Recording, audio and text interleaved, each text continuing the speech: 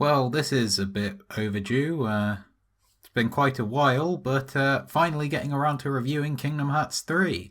You know, that game that came out a few months ago. People said they were waiting for since like the mid 1700s or something. But as much as it's taken a while, I've been able to have a second playthrough, I've been able to let things stew a bit, and I've been able to come up with a bit more of a detailed kind of thoughts of what Kingdom Hearts 3 has really done. And yeah, this is it. This is the culmination of the Xehanort saga, bringing together everything that the series has been building up since Kingdom Hearts 1, both in terms of gameplay and story.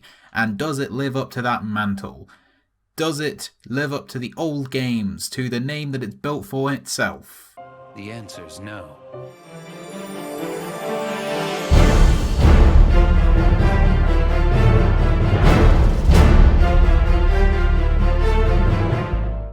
Hello everyone, this is Daughter Darkness, and yeah, let's get into Kingdom Hearts 3 properly. To just get it out of the way, in terms of presentation, for the most part, Kingdom Hearts 3 is really good. It is the best that the series has been graphically, obviously. I mean, it's on the best hardware the series has been, minus 0.2. The scale of everything is much grander, most of the remixes of the music is good. I mean, saying the Kingdom Hearts soundtrack is good is a given at this point. But the dialogue as well, particularly between Sora, Donald and Goofy, is also really enjoyable to see. There are a few graphical inconsistencies, there are little bits that don't look quite as good as everything else, but they are few and far between. The CGI, however, those scenes look a bit strange, worse than they did in 0.2, which you'd have thought that would have just been the style they'd have used, but I guess they wanted to do something different, and it's not terrible, it just looks a bit off. But this is an action RPG. The bulk of this review is going to be concerned with the combat. And as far as the basic combat goes, Kingdom Hearts 3 feels okay. And that's about as much praise as I can give it. In terms of what's been deemed generally by Kingdom Hearts fans as floatiness, i.e. the kind of lag between and after combos and that sort of thing, that keeps you in the air unnecessarily and keeps you vulnerable, Kingdom Hearts 3 definitely suffers from it. There are lags at the end of basically every attack, certainly at the end of every combo, things slow you down, and you are left vulnerable quite a lot. So to compare it to Kingdom Hearts 2, and just to get this out of the way, yes, I will be comparing this game to Kingdom Hearts 2. It is Kingdom Hearts 3. It is supposed to be building on what Kingdom Hearts 2 did. So to compare it to that is not saying I want it to be exactly the same. It's saying that if they're going to change stuff, could they maybe change it for the better? But yes, to compare to Kingdom Hearts 2, 3 feels a lot less responsive. The time taken to perform combos, particularly once you start getting the longer finishes and stuff, is significantly worse. It is probably better than, say, Birth by Sleep, but a lot of that is just because Sora's attack animations are just shorter than Aqua, Terra and Ventus's are, but there are definitely issues there. Part of it, I think, is a little bit by design.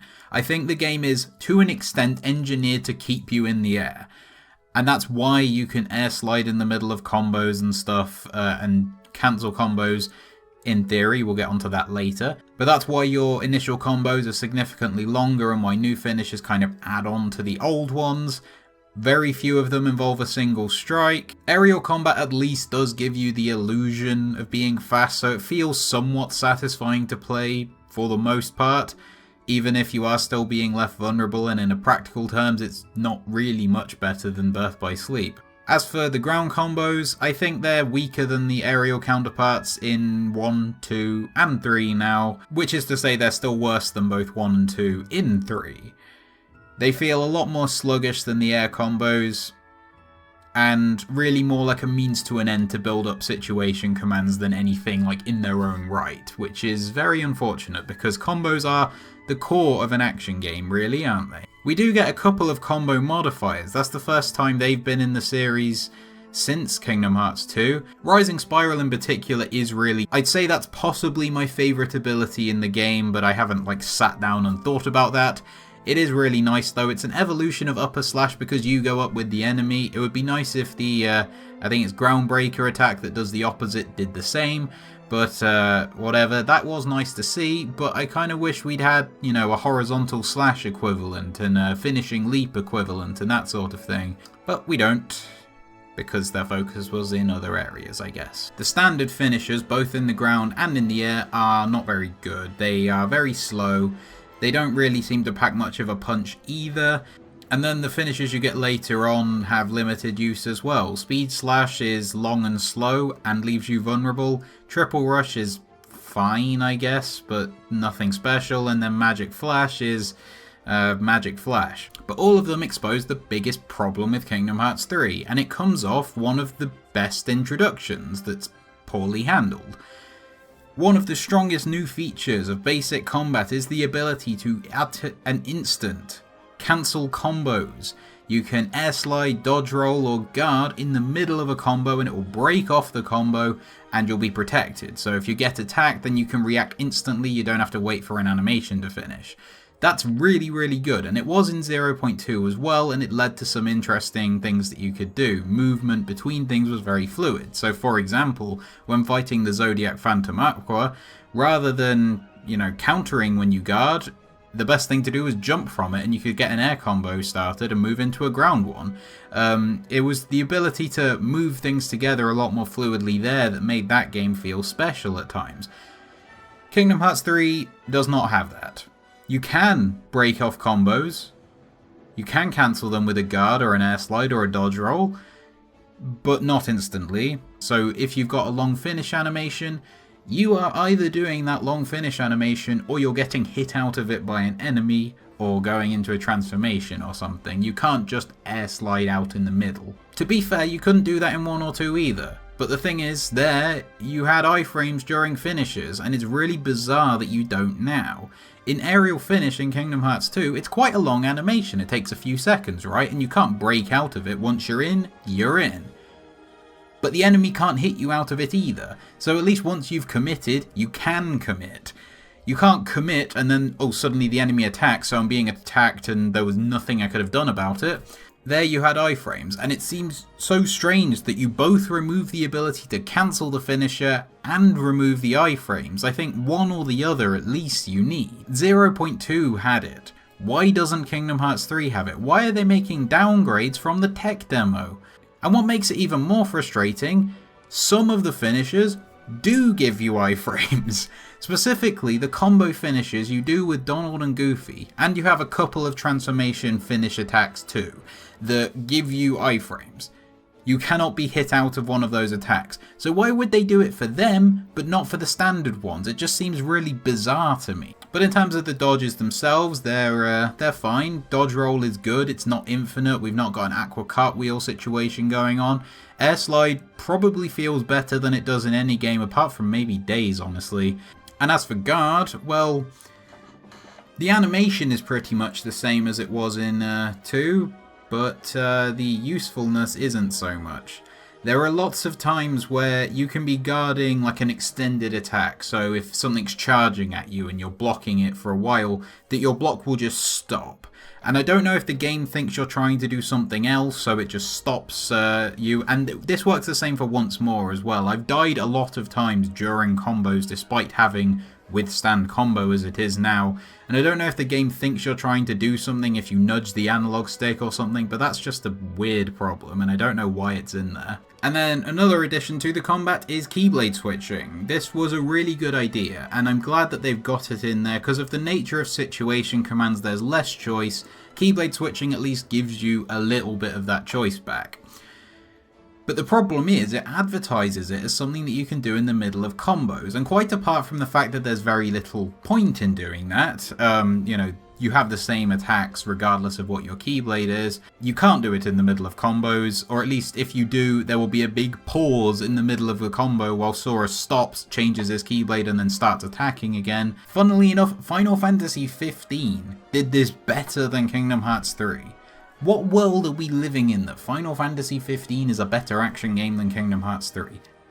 How did that happen? In this particular regard, by the way, not in general. Just in this one specific thing. So as far as base combat goes, yeah, there are leaps that have been made since the handheld games. This is a lot better than Birth by Sleep and Dream Drop Distance. But to be fair, the bar wasn't very high. We're nowhere near the quality of Kingdom Hearts 2 or even 1.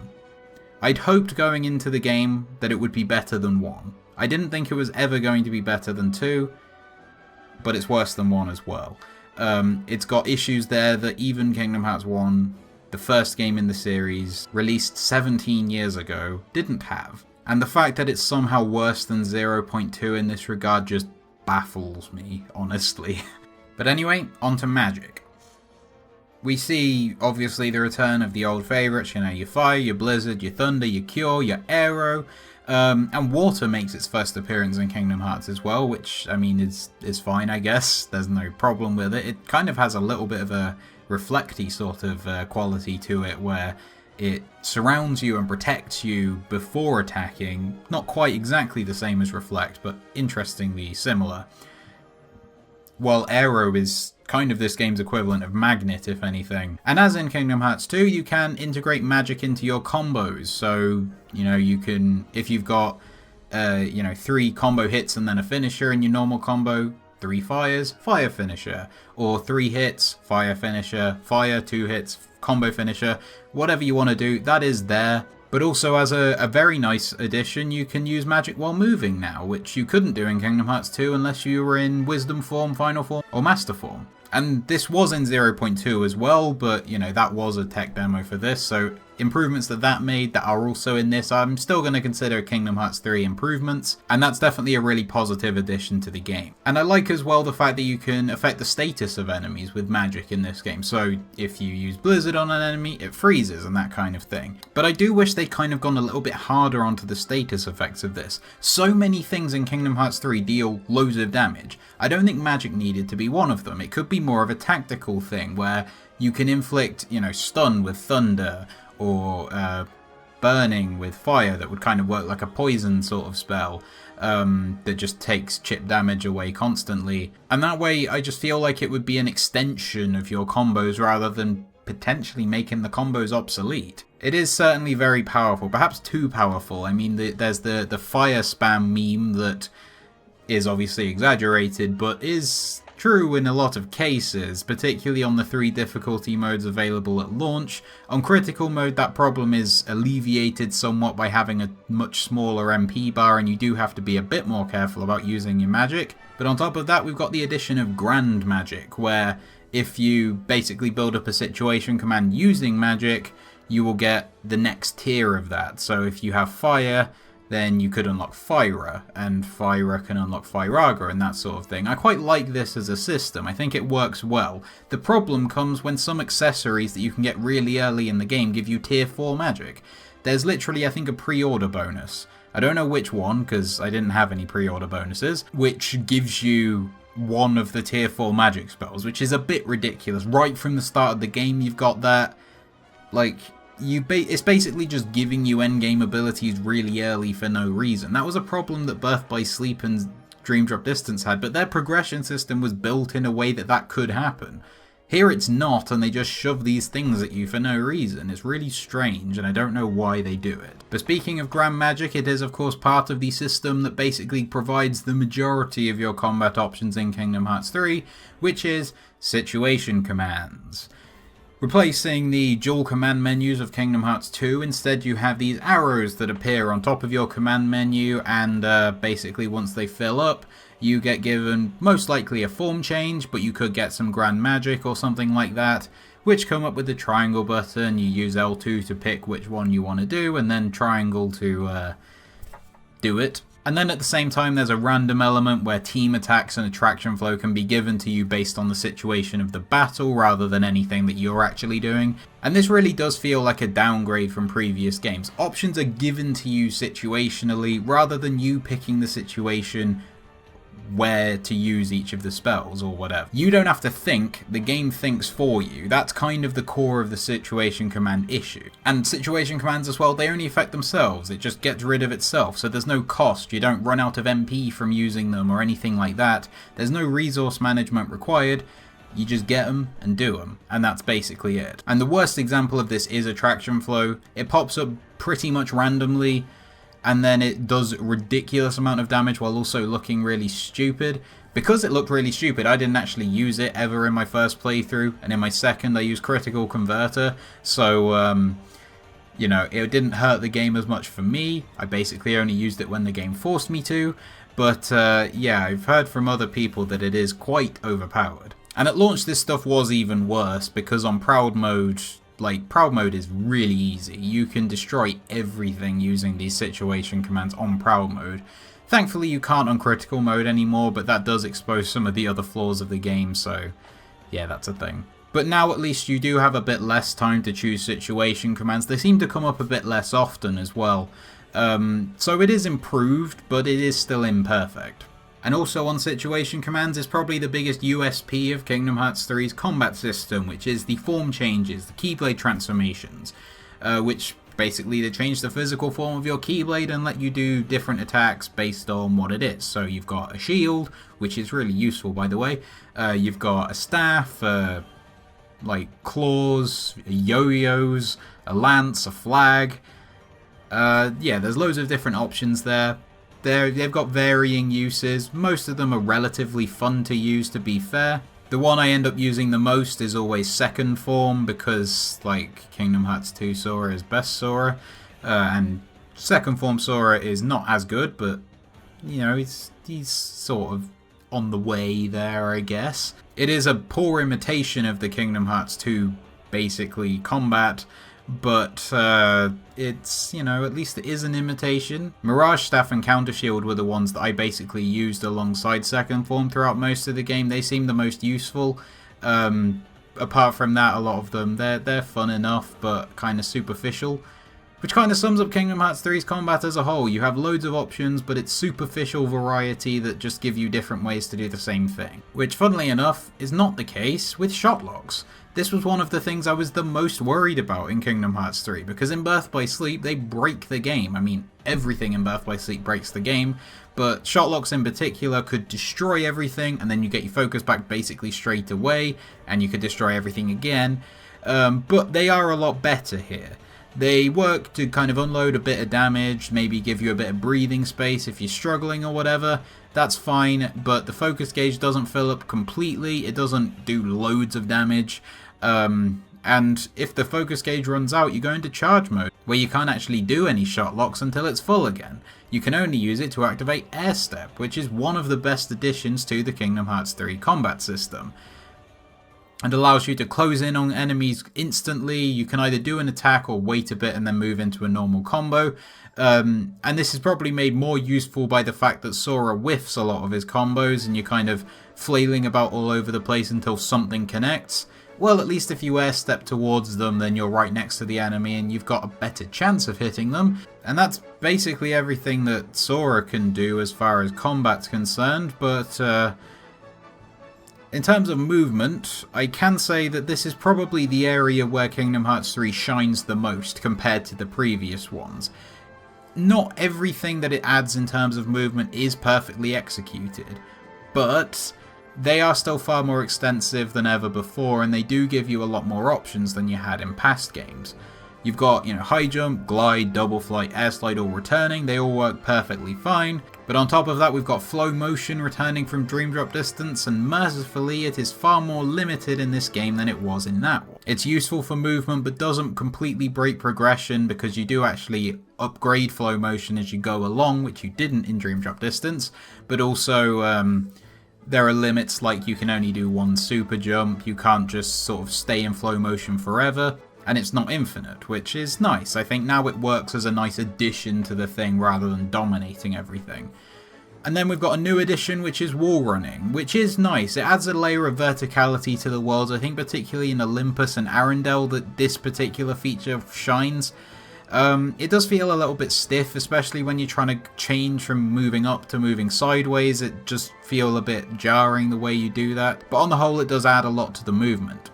And then you've also got the dive that happens if you fall from enough, which you need to basically unlock some chests in the game, mostly containing Classic Kingdom minigames, because of course. And then auto jump, which is not completely reliable, but certainly works far better than it did in 0.2. I mean, it's nice to think of something that Kingdom Hearts 3 improved on the demo from, rather than regressing. And from now on, I will be talking about things that spoil the game. So if you haven't played Kingdom Hearts 3 yet, and you're planning to, and you don't want to know what happens and stuff, this might be a good time to tune out. I imagine most people who stuck around for this long probably have played it though, so yeah, let's get into the more spoilery stuff, because Sora is not the only playable character in Kingdom Hearts 3. You can play as Riku and Aqua as well. Riku has 2 fights, Aqua has 1. And both of them control better than Sora. Somehow, characters made for a grand total of 3 encounters in this game are better than the main one. Riku, I would say, feels probably the best he's done in the series so far, while Aqua feels pretty much the same as she did in 0.2. In both cases, better than Sora. So yeah, that's a thing, somehow. But after 0.2, I remember one of the things I was looking forward to in Kingdom Hearts 3 the most. Yes, we can have a great human boss. Human bosses, because Kingdom Hearts 2 had loads. And 0.2 had one that you could argue is better than any of them. Certainly, you know, top 5 bosses in the entire series. And she's basically been the only one that's been really good since 2 Final Mix. But sadly, no boss in Kingdom Hearts 3 comes anywhere close to the quality in terms of challenge or just general quality of the fight as Phantom Aqua. Most of them are fairly forgettable, honestly, in terms of mechanics. And, like, this is, like, I've said it a couple of times before, but how does the tech demo have a better boss fight than the game? It's just really strange. How have you made steps back since 0.2? But having said that, most of the bosses in Kingdom Hearts 3 aren't bad. Some are actually pretty good. I mean, Marshmallow I actually found quite fun in Frozen. Davy Jones is fun until he brings up the tentacles and stuff. But most of them do leave a bit to be desired. They're kind of just there. For one thing, as far as human bosses are concerned, which are always the highlights, there are 5 individual human battles in the game. 5. Kingdom Hearts 2 had more than twice that in one room. We've got Davy Jones, Anti-Aqua, Vanitas, Saïx, and Master Xehanort. All the rest are either giant bosses or group fights, or both. So, it's just really sad that there's so little in the way of that. And to be fair, most of the giant bosses are pretty good. But, you know, they're not encounters I look forward to. I can enjoy them, you know, a fair amount while I go, but I always look forward to the human bosses more, and it's sad that I have to wait nearly 20 hours of gameplay and cutscenes to get to that. And then on top of that, you add in the lack of responsiveness in the combat, and you end up with so many unfair deaths against these not necessarily poorly designed bosses, they're just poorly designed in the context of the game, but yeah, that's a problem. And then when we do, the first 3 human fights are, you know, they're pretty good. Davy Jones annoys you with the tentacles, Anti-Aqua is discount Phantom Aqua, Vanitas is the best he's ever been, but still not amazing. Saïx, Roxas does all the heavy lifting anyway, and then Master Xehanort, yeah, I mean, I think that's a pretty good final boss, to be honest. It's no Final Xemnas, but it's certainly better than Final Ansem, Final Marluxia, Final Terranort, and, I mean, God, young Xehanort, not even close. But a lot of the fights are really more concerned with spectacle than substance, which is something that Kingdom Hearts 3 has a major problem with generally. Like, why do I have to fight 2 to 4 organization members at the same time? Or at least if you're gonna do that, give me an individual fight against them so we can have depth rather than breadth in these fights. The game specifically sets up fights against Marluxia and Luxord in the Disney worlds before going, nope, Heartless, and then they just ditch, and it gets quite frustrating to have to experience that. I don't want to fight Heartless, I'm doing that for the whole game. Can I fight bloody Luxord or Marluxia here? Marluxia is one of the most fun fights in 2FM, and like, you fight him with 3 other people or something in Kingdom Hearts 3, and it's ridiculous. And speaking of fighting a lot of enemies at once, well, I don't know, did they just keep pressing like add or something and putting more and more enemies in? Like right in the first world you're fighting like 20 enemies at the same time. You've got limited crowd control abilities, if you don't have the right situation commands ready at least. And even standard enemies can sometimes have super armor and frame 1 attack you, and there's always like a million of them on the screen, with a camera system that's not great, a lock-on system that's dreadful, And you're just going to end up with so many deaths on critical mode, because proud mode and before you've got so much in your arsenal and like a 20,000 HP that you're never going to die. But yeah, that is a thing, and it's not a fun thing. Finally, Kingdom Hearts 3 does have a secret boss. Dark Inferno. A bit of a phoned in boss, really. He's fine. Like, there's nothing wrong with him. He's just kind of there. And I mean, a lot of people would use that as a defense, like, well, yeah, but he's only, you know, we've only got one, this is just vanilla KH3. I mean, look, Kingdom Hearts 2 only had one secret boss. Yeah, it did. Sephiroth. I'd fight him 20 times more than I'd fight Dark Inferno. Sephiroth is a great fight. Dark Inferno, I mean, he's good by Kingdom Hearts 3 standards, but he's nothing special. But obviously, despite being an action RPG, there is more you do in Kingdom Hearts 3 than just fight. And I think the world design, honestly, is probably the bit that was given the most attention by the developers. And to be fair to them, it does really show. I think the level of detail in terms of scale and, you know, even on the small scale things, it goes far beyond anything the series has had in the past. Obviously, each world's story is also quite a lot longer than the previous games, and in most cases that works to the world's benefit. You get more time with the characters, more time in the environment, but in some cases it really does start to drag on. Monsters kind of goes on about half an hour more than it needs to. Frozen, you end up climbing up the same mountain 3 times, but it does just give off the impression that, you know, the Disney was the priority in this game, and the balance from Disney to everything else is really off. Twilight Town is the only original world in the game, and it's tiny. Like, what's there? Pretty good. You know, I haven't got a problem with it, but we can't go to the Clock Tower, which is the most iconic part of Twilight Town, and we can't go there. And the way I've always looked at it is, I don't care that Twilight Town is small. I don't care that Twilight Town is the only original world in the game. I care that Twilight Town is the only original world in the game and is so small. Why? Either have a couple of smaller ones or one big one at least. Not one small one. But apart from that, most of the worlds I can at least enjoy. Even if some of them drag on a bit, there is things to enjoy. Toy Box was very disappointing, mostly let down by the Gigas. And the fact it's all in Galaxy Toys, which isn't from Toy Story, so you lose any kind of visual appeal of going there apart from the characters you're with. And then you've got, you know, the final world, which is really good from an atmospheric standpoint, but is obviously very limited with its role in the game. Scarlet Adkylum, which looks really nice, but you move straight into boss fights and then it's gone. So you can't really enjoy it. So I'd say the world design, it is a really strong point of Kingdom Hearts 3, most of the time. It is frustrating at times that, you know, you have these hidden pathways and you've got cool areas to go and explore, and they basically just reward you with classic Kingdom mini-games, which are terrible. But, you know, I can at least appreciate the effort that's gone into those worlds. So now, to move past the gameplay and into the story.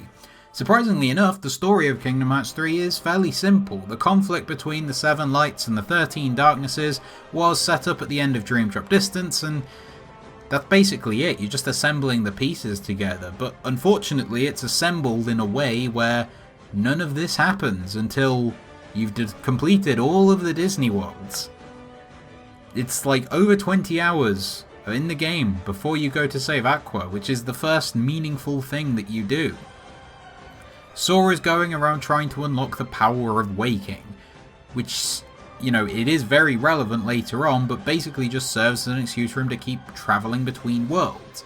There's nothing that he's doing in the worlds that's going to unlock the power of waking, after Olympus at least, but it just means that the plot barely moves. I mean, Riku and Mickey go to the Realm of Darkness a couple of times, they get stopped by Dark Aqua, then Sora shows up and he saves her, and that's quite a nice scene when she's back in Destiny Islands and that kind of stuff. Then suddenly, Ben back. Lee and Kairi are joining in. We're in the final battle. Everyone's dead. Oh, okay. Fine. It's framed as a chess game between young Ericus and young Xehanort, which is quite a nice touch. I think it works quite well with the darkness prevails on light expires bit at this point, and Sora reassembling himself in the final world before going to save everyone is a pretty good sequence, but then things just kind of get to where they need to be a lot too fast. Yensid gets off his ass for the first time in the series to come and help, so then they can go and fight. You fight like groups of the organization members and just roll through everything quickly. Terra, Roxas and Shion come back, and you know, they're relatively nicely done scenes for the most part. Then Xehanort kills Kairi, and Sora then kills Xehanort. And Sora uses the power of waking to save Kairi, but basically sacrifices himself in the process, so everyone gets a happy ending apart from him. Bit of a down note to end an entire saga, but I will judge this, to be fair, based on what happens later. I'd have preferred a nice bow to wrap everything in, but, you know, I'll see where we go from here, because I knew it wasn't the last game. Xehanort is gone, so it's done its job from that point. But then the Foretellers show up, 4 of them at least. Ava is not there, and Lushu appears and takes Xehanort's Keyblade back. And shockingly, Lushu is Xigbar, and this, I think, honestly, is a really good plot twist. I had no idea it was going to happen. I remember when I first saw it, I literally went, what? when he took his hood off. But it works, because his motives have always been unclear. He's always kind of just been in the background, been with Xehanort. You've never really understood why, and now it makes sense. So I think this is an example of a plot twist done right. But then finally we have a scene in Verum Rex, which is the video game from the Toy Story world, which is definitely not Final Fantasy Versus 13. And Sora and Riku then end up in what looks like Shibuya from The World Ends With You. You know, that's setting up KH4 or whatever the hell the next game's called. I'm not going to analyse that particular scene now. It's kind of very conceptual, as these things always are. The Master of Masters shows up in it and that kind of stuff. But on the whole, as far as the story's concerned, I don't think it's bad. Like, it's got the pieces there, but I think the way they're kind of assembled isn't great. Everything being shoved right at the end makes things feel very rushed. But, you know, Aqua and Roxas's returns, I think in particular, are handled really well. You don't really get enough time to process everything that happens, because it happens so quickly. And then there are some logical inconsistencies with stuff like how Roxas got to the Keyblade Graveyard that honestly I'm not that bothered about, but yeah, it is kind of a problem that shows that their priority was not with the original Kingdom Hearts stuff, which is sad. So then, to wrap things up, Kingdom Hearts 3 is a good game. That's, you know, I'll make that clear. I think it is a good game. It's fun. You know, there's things that you enjoy throughout the entire game. I think it is good. But honestly, if I didn't have an investment in the series already, it's fairly unremarkable, which is a shame. The series has proven in the past that it can be beyond just, it's good, I guess, it's fun. Kingdom Hearts 1 was a pioneer of action RPG. Particularly from Japan, it was one of the first like full-out action RPGs in a 3D space. While Kingdom Hearts 2 built on that, added so much and refined everything, and then with the extra refinements from Final Mix, became what I think is still, to this day, the best action RPG of all time. So I don't think it's too much to ask that the first true sequel to 2 Final Mix should build on that. And Kingdom Hearts 3 does, in some areas, very few. Moving while doing magic in basic combat, great, that's an extra thing to add. The movement options that you add on, great. But in far too many ways it takes a back step, particularly with enemy design and Sora just being too vulnerable unfairly, to lead to a point where Kingdom Hearts 3 has a lot more visually going on than 2 did.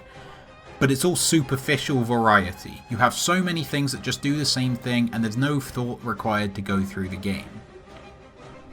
Kingdom Hearts 3 does not get everything wrong, but it pretty much gets everything that I thought it might maybe get wrong. Every concern I had going into the game was right to be concerned about, and there were some things I was fairly confident about, like having really good human bosses that just didn't happen.